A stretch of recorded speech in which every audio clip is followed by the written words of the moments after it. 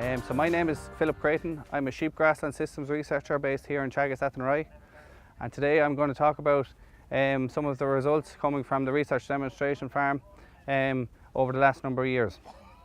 So the study that we set up in 2012 was a stocking rate by prolificacy trial. Basically the aim is to see if we can increase the amount of grass that we grow and utilise on Irish sheep farms, and as a consequence increase the lamb output, which should increase profitability.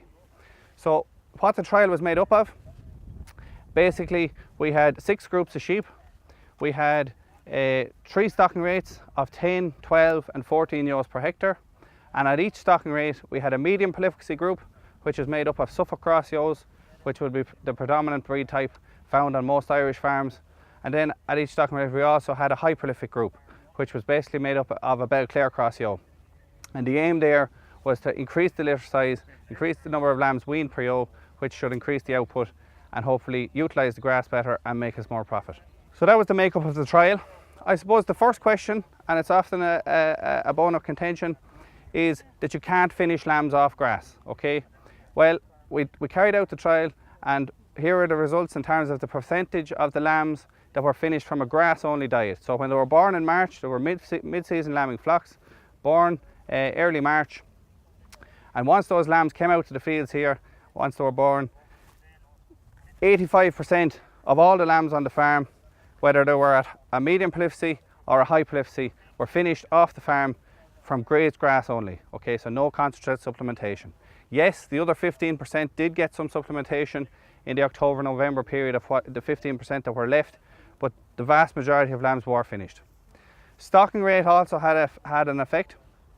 So you can see at the lower stocking rate, which was 10 ewes per hectare, we finished 91% of the lambs from a grazed grass diet, dropping to 85% at the 12 ewes per hectare, and yes, there was a drop off to 79% when we increased the stocking rate to 14 ewes per hectare. That would be expected in terms of as you increase the stocking rate, the average daily gains of the lambs will decrease, and we'll talk about the consequences of that in a second. So in terms of animal performance then, we've looked at some key factors here which describe the systems. First one being lifetime average daily gain. So this is in grams per day from the day the lambs are born until the day the lambs are slaughtered. Again, a couple of interesting findings. If we look at the prolificacy effects, there was no difference in terms of the lifetime average daily gain for medium prolificacy lambs versus high prolificacy lambs, coming in there around 217 grams per day on average.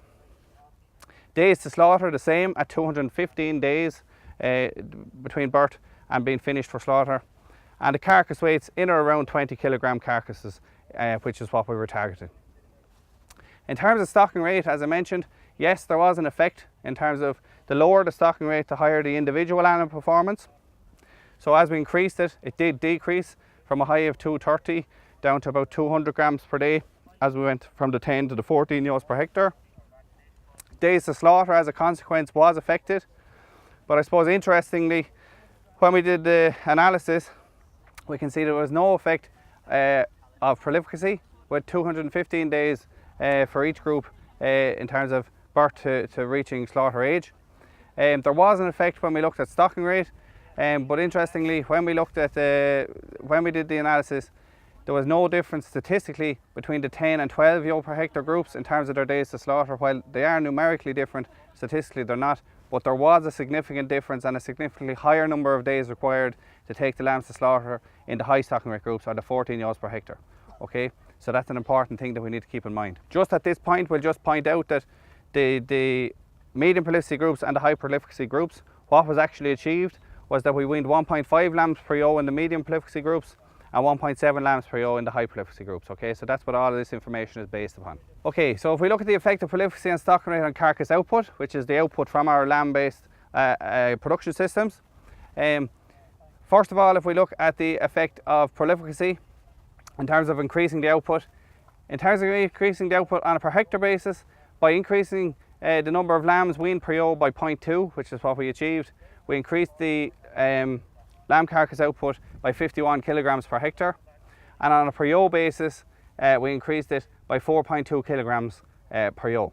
On a stocking rate basis, As we can see, as we increased the stocking rate, even though we had a decrease in the individual animal performance, as we've discussed, on a per hectare basis, even we did increase the amount of carcass output because we had more animals in those systems. Okay, so moving from the 10 ewes per hectare to 12 ewes per hectare increased the carcass output by 55 kilograms per hectare, and moving from the 12 ewes per hectare to the 14 increased it by a further 47 kilograms. Okay, so if we moved from 10 ewe per hectare stocking rate up to 14 ewe per hectare stocking rate, we could increase the carcass output of our farms by 102 kilograms per hectare. So moving on then to the grassland information, and we did a lot of detailed grassland measurements to be able to relate back to the animal performance and the animal output. How was that being achieved?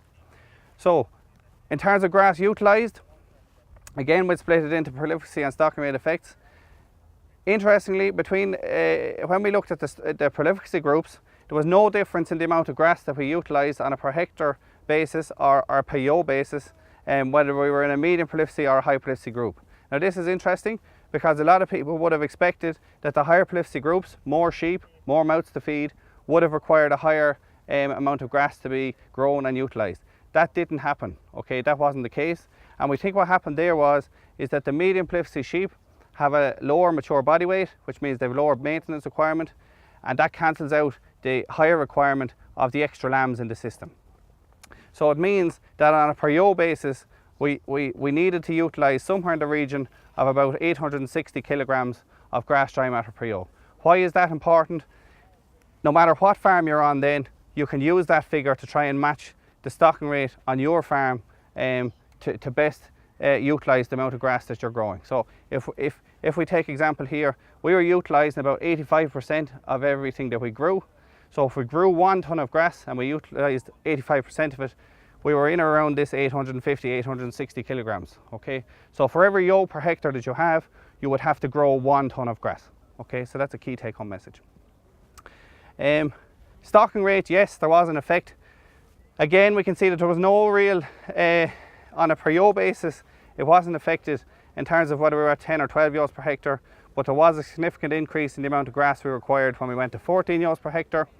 This is important from an efficiency point of view in that because of our extra days to slaughter, longer housing dates, it took a lot more grass to actually support those systems, and it may not be the most economic option. And you can find out more on the economics of these systems inside in the yard from Alan Bowen. So in summary, there's great potential that exists to increase sheep output and income from grass. Key areas is growing and utilising enough grass to support those systems, as we've discussed here. Setting up and managing the farm to facilitate it, which we'll discuss in the grassland village. And every farm is different, and that's a very important line. You need to know the grass production potential of your farm, and then you can make decisions to suit your particular farm, using as much of the information as we can provide as possible. Okay, so thank you very much.